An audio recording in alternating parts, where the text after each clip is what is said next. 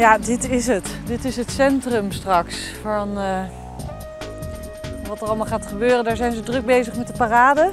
We gaan een soort hele lange, 700 meter lange dinertafel dekken als het weer droog blijft. En dan krijgen ze een antipasti met allemaal Friese kazen en hammen. En dan pasta en daarna een heerlijk ijsje.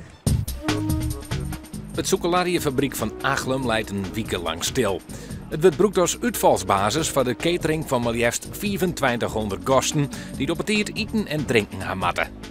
We gaan 300 kilo pasta koken. Dat is droge pasta. Dus uiteindelijk wordt dat 600 kilo pasta.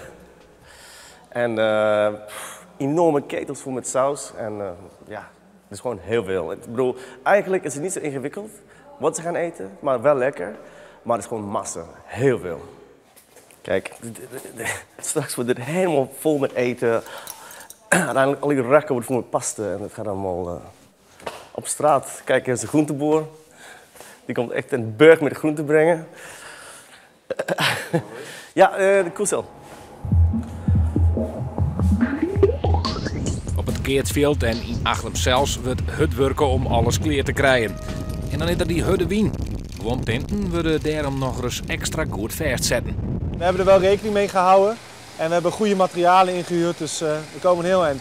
Mocht het dogs misgaan bij de wien, dan weten de gasten in elk geval hokker kansen uitmatten.